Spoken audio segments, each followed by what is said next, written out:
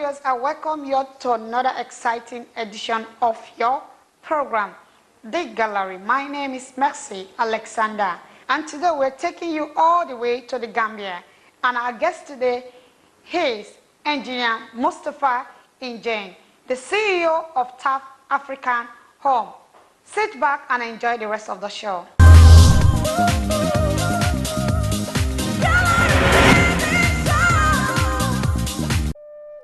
Born in Gambia in 1957, Mr. Mustapha Njie enrolled into technical training school, which he completed and worked in construction industry for 13 years.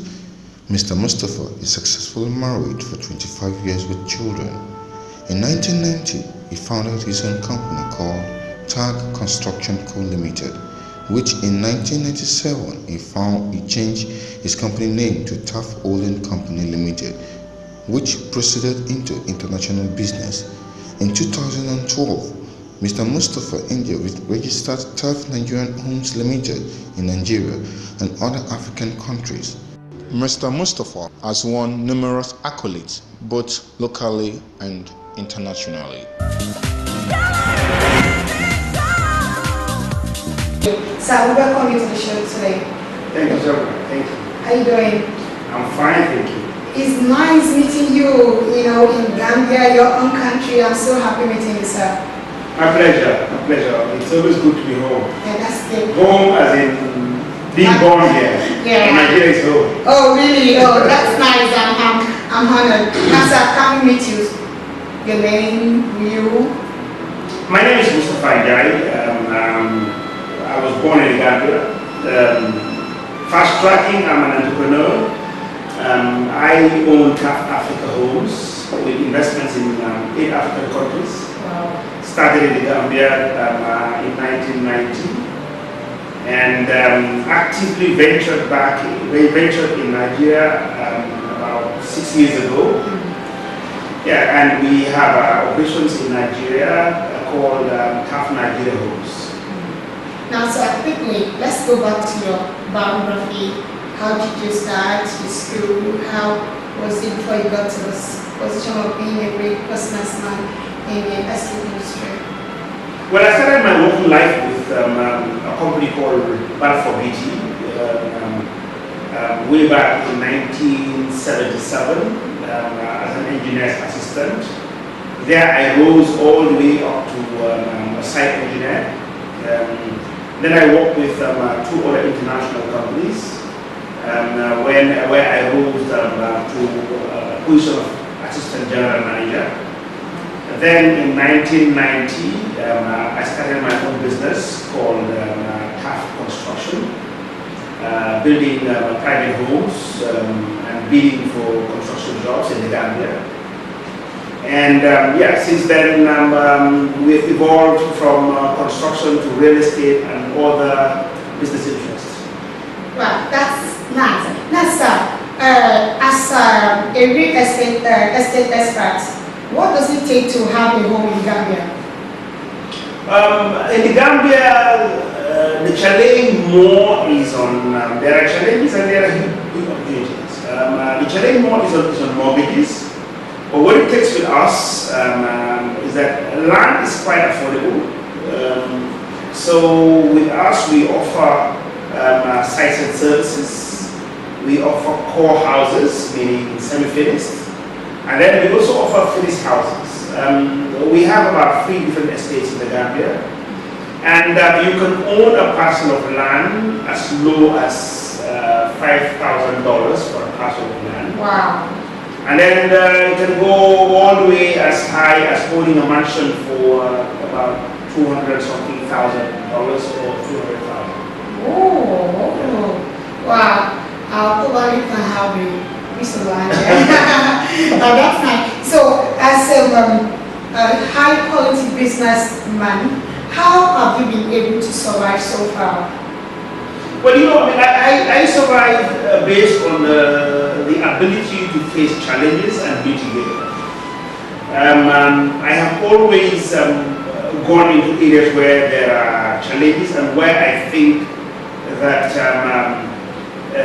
opportunities are untapped. Typical example is coming over into River State. Obviously, any Nigerian, would hardly come outside of rivers to do any business in the Niger Delta. So we went into rivers, deep inside the Niger Delta, and created a small haven, which is the Rift Taf Estate. So we look at opportunities all over Africa. I mean, I am Pan-Africanist. I believe in the African continent. And where most entrepreneurs will not venture, that's where I go. That's nice. So, what does it take to be a successful businessman? Success comes with hard work and honesty. And it's not only a businessman. In life, if you want to be successful, you need to work hard. There's no easy way to success. And then you need to be honest in all your dealings, in relationship, dealing with your clients, dealing with your suppliers, dealing with your workers. Everything you do in life, if you want to succeed, there are two things that you must do right. And you must that is working very hard and also being very honest. Now let's talk about you. It's not about you studying the business. It's that gift. Well, how do you cope in going to Africa, living your own country? You go to Nigeria. Just talk about you being in River State. Venturing into a lot of business there and you're able to succeed. You coming out smiling. What are that strength? What gives you that strength to achieve all that? Well, it's a passion. I mean, in entrepreneurship, focusing on entrepreneurship, without passion for anything, you cannot succeed. And that's what gives you the drive. There are other factors and other characteristics that you must have to succeed. But the drive for any business is the passion. If you don't love it, I mean, if you don't have a great passion for it, there's no way you can succeed. Most people think that entrepreneurship is about making money. Yes, money is important, but you must find deep passion for any business you want to do that really leads to success. So for me, I have a great passion for real estate development. I have a good taste for it, and for that reason, I mean, that's what gives me the drive. Yeah, when you just talked about you have retired. Retire in what sense? Is it in business or just you don't stay at home and wake up by 10 or? Well, it's relative. I mean, if you were to see me probably even 5-6 years ago, there's no way I will wake up at 10 o'clock. I would probably be up by 5 o'clock and wouldn't sleep. Probably going back to bed at midnight, busy running around. But I have always planned that at 60 I would love to retire. I hit 60 in February. Wow. And thank God to technology. I mean, the retirement for me means slowing down. I don't clock in 10, 12 hours a day now in my business. I am not active more than maybe 3-4 hours. And also what I've done over the years is to create a succession plan. I am here in the Gambia. I haven't been to my project in Nigeria for over a month now, and it is running smoothly. The reason why it's running smoothly is because we have a good structure. I don't have to be there to look at where money is being spent, who is signing the checks, these ones have been taken. A reason being that we have built a good succession plan, we have a good structure, we have very good personnel who are responsible for the works. So what I do is mostly communicate with them, obviously through technology these days, through WhatsApp, emails, on the phone from time to time. Yeah, but my retirement doesn't mean that I just cut off 100%. But my routine has been changed. And as you grow older, then obviously you move away further from the business. So let's talk about a little about your family. What are the things that you see there and say, people, thank you for the family that I have? family for me, it's in the African sense. You know, family means African sense that you're gazing now. The African sense is the wider extended family. You know, but the closer European way of seeing family are the very close, your kids and your wife, and basically your kids and your wife. But in the Gambia here, really, and for me, family means much more than that. So with my wife and my kids, we thank God, we give glory to Allah, the Almighty. I mean, I am a father of 5 girls. Wow. With one wife. We've been married for over 30 years now. That's nice. And my kids are all involved in my business. You know, and they have been brought up in this. They've been brought up young as they are going to elementary school. And look, this is yours. One day you need to step in. So we've guided them to be significant in what we do. They've read different professions, but they complement the business. I love mentorship. I love connecting with young people. So every young person I see is part of my big family. You're my daughter. You know, and I love to see, you know, striving young people, and I guide them, I mentor them, I give them courage, and for me, it's fulfilling. So I have a very big family across the African continent. That's nice. So how do you relax? You're tired and you want to relax. How do you relax? What are those things you do to calm yourself out of stress? I sleep very well. I sleep a minimum of 8 hours a day. Ooh. Minimum. I sleep very well. I mean, I thank Allah again that I don't carry stress, you know, when I sleep. So hardly would anything make me awake, keep me awake. I mean, most of the time, there are problems in life. I mean, I go through certain problems, but I learn to shut it off when I want to sleep. So I wake up fresh, and then face the challenge, and will surely come out with an answer. It's The Gallery on TV with Mercy Alexander, a show that celebrates great achievers, men who grew from grass to grace, celebrating the people, places and events. Also watch out for Reina Mercy Foundation in every episode of the program. The Gallery on TV, on the station, every Sunday, 2 to 2:30 p.m. The Gallery on TV, celebrating great achievers.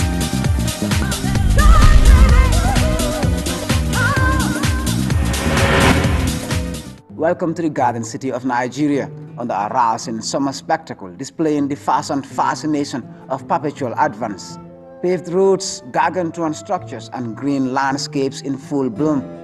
Port Harcourt signifies many definitions and charms for the roving traveler, but one thing that draws unfailing attention is the massive infrastructural evolution, putting the Garden City on a determined progressive pedestal. It's the result of considered housing and urbanization schemes, bringing the continent's finest estate developers to its source. They include Africa's most ambitious real estate magnate, Mustapha Njie. We started in 2013. You know, the project, it's a PPP, moving a public-private partnership with the River State government. And it's a partnership that gives equity to the River State government of 20%, and then Taf Africa Homes has 80% of equity. Now we enter the Reef Taf Golf Estate. It's a bright day here, unfolding in the brightest of circumstances. We are meeting people already walking on the estate. It generates a significant lot of employment for people in the Garden City of Port Harcourt here in Nigeria. His coming to this place has been a blessing, not only for employment, but for the ways it is helping to rebuild this city, which relies on travel and tourism for growth. Port Harcourt, as it stands, is a beautiful place, intermingling luscious backdrops and a beautiful seafront. But more than that, Gambia's estate developer, who is moving to rebuild Africa, Mustapha Njie, has established what is the biggest estate development scheme here in Port Harcourt. And it's an entire village with all the trappings of a modern settlement in its own right. It has everything and every facility to offer as visitors and guests, as well as other leisure-seeking individuals find everything they're looking for here at this location. This is the biggest housing scheme in the city in Port Harcourt presently. Tell me, how vast is it? Actually, it's not only in Port Harcourt. This is the biggest housing development in the whole of the south of Nigeria. And it is, some call it the magic project because of the way it was done. Within a span of the first 2 years or so, we had about 40 of these buildings ready, the 40 blocks of apartments. The townhouses of about 62 were ready. The villas were ready. We had residents moving in, and it was functional. So it has created a great impression. Heaven in the garden city. In the garden city, seeing is believing. I mean, you can see how lush the grass is, very green. Fruit trees have been planted. You see, they're growing up. And it's functional. I mean, there's an organization within the estate that all the facilities are central. For example, like one central generator, sewage is central, water supply is central, security is central. So this is an estate that you can find in anywhere in the world. It's independent as well. I mean, the electricity and other supply grids. We're independent on water, we're independent on sewage, but electricity, we're connected to the grid. But obviously everybody knows that the power here is not the best, and we have a backup. So immediately the power from the grid goes off, then the generator kicks in. So you have 24 hours power. Describe you as the most ambitious estate developer in Africa. Tell me where Taf Africa Homes is going. Do you intend to make it global someday? Well, for now we're in 7 African countries. Yes, we're very ambitious. We have a huge dream. We have a big heart for estate development. But now our vision is in the Gambia. I mean, we have to develop Gambia. I have been out of the Gambia over 10 years now, very active in places like this. And the question now is, why not home? This is most needed in the Gambia. The biggest housing estate that was developed was initiated before 1994. That's Brusubi, under the Jawara regime. Since 1994, there were pockets of development. I mean, even our Burfoot development, it's only about 600 units, and that is insignificant for a population of close to 2 million. So our vision today is to get back home. One, to engage the much needed employment to be created. Construction creates a lot of employment. This project alone, we employed over 2,000 people. So our dream is to get back home, not only develop estates, but develop cities. With titanic estate investments and housing projects in 8 African countries, the Gambian-born property mogul and developer has his sights set on rebuilding Africa itself.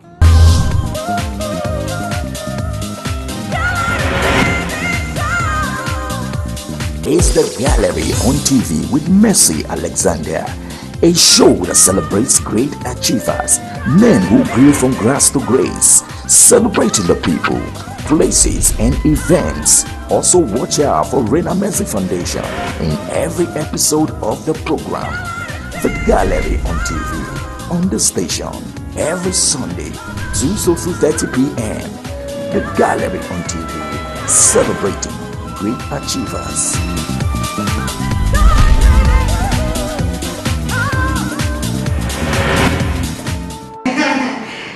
that's my Nigerian side. I party well when I was there, but now at my age, you know, we do. But just 6 years ago, you still. Yeah. But I think I'm a bit old for celebrities, so I try to. So in Nigerian music, which of the actors do you like? David, I like David. Myself, I knew you were going to say David. Okay. Yeah. So I follow them up, you know. I mean, obviously having girls at their age, you know, and when we're all chillax, they call it these days, huh? Chill out and relax. So when we chillax, you know, I have to watch their episodes.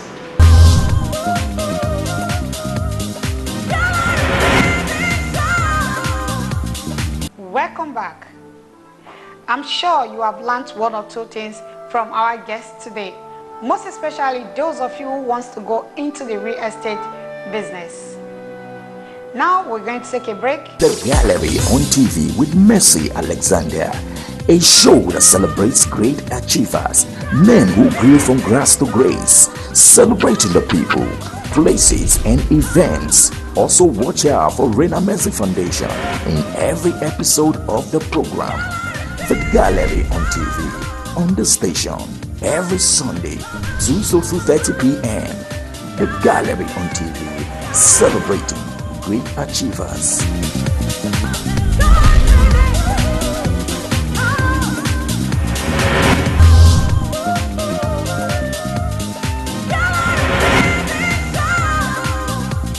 Mustapha Njie's story starts in the Gambia, where he developed the first of several contemporary housing schemes that will cover needs and transform the real estate developing industry. Today, it's a mushrooming sector, with developers taking gainful advantage of a flourishing market. Yet this is nearly inadequate as the country grapples with housing challenges despite the optimistic construction boom. Officials say the Gambia has a housing deficit of 90,000 homes, and this figure is set to increase as a new egalitarian landscape takes solid shape. As the new Gambia adopts fresh buoyancy and meaningful change, looking to initiate housing schemes that outfit and meet the needs of its diverse population, Taf Africa Homes has undeniably caught official attention. The government of Adama Barrow is a government that is willing and ready to deliver to the Gambian people, and it's very practical. And therefore, we try to see who we can do business with. And in that process, of course, as the Minister of Local Government have indicated earlier on, we tried also to encourage Gambians, and we get to make sure that Gambians have their rightful position in this government. They've missed that the last 20 years or so. Only very few of them who compromise their principles, who compromise ethics. I mean, Tafa was one of those who refused to do that, who said that they want to do things but the right way. And of course, he left his home country after starting these things, as the Minister of Local have indicated. He initiated this in back from Yarambamba, Burusubi, and many other places with little resources. But you know, the idea is there, the brain is there. With his determination, he was able to accomplish something. Now, in the process of trying to look for Gambians that we believe can make a difference, I think Tafa was one of those identified. He's not the only one who will be accorded this opportunity. All Gambians have this, who we believe are capable and able, certainly will be given the opportunity. But Tafa was first on the card. I mean, because we heard about what he's done in Nigeria, and it was important to come and see for ourselves, not hearsay, but something that we believe we would have our own eyes on it, and so that the Gambian people will know what Gambians can do outside Gambia. Those who have been deprived of the opportunity in their country, went outside, were able to get it done, and such an impressive job, knowing the type of country he's dealing with, a country like Nigeria, over 200 million people, for you to come all the way, small Gambia, to come and do such things here, is a remarkable, wonderful project. And I tell you that he's been an ambassador for the Gambia, not only in Nigeria, in Mali, in Senegal, in many other countries where he has replicated such projects. I remember boarding a flight with him in 2002 on board a flight going to Bamako. I saw him carrying doors. You know these doors? he was carrying those, and I asked him, he said, I've got a project of 5,000, units here in Mali. I'm sure he's forgotten that. I can still remember that. So I think, to be honest with you, from what we found here, we know that UN have indicated that the Gambia needs 90,000 houses. We have sort of housing over 90,000 houses. That's what we need to house the Gambian population. And our resources in terms of land is not that much, because we try to concentrate ourselves within the greater Banjul area. And you must understand the indigenes of Banjul, of that area in the Combos, live on this land. So we must draw strategies and work with companies who have the experience of dealing with communities. And I have no doubt that Tafa in Nigeria, knowing Nigeria, how much they believe in land, what they do with indigenes and all that, for him to be able to do it here in Nigeria, so I have no doubt that that experience replicated in the Gambia would make a great difference. Thank you very much, my viewers, for being part of our program today. I remain your host, Mercy Alexander. If you want to be part of our program, why don't you call us on the number on your screen? Follow us on our social media, and see you at the same time next week. Bye and have a wonderful week.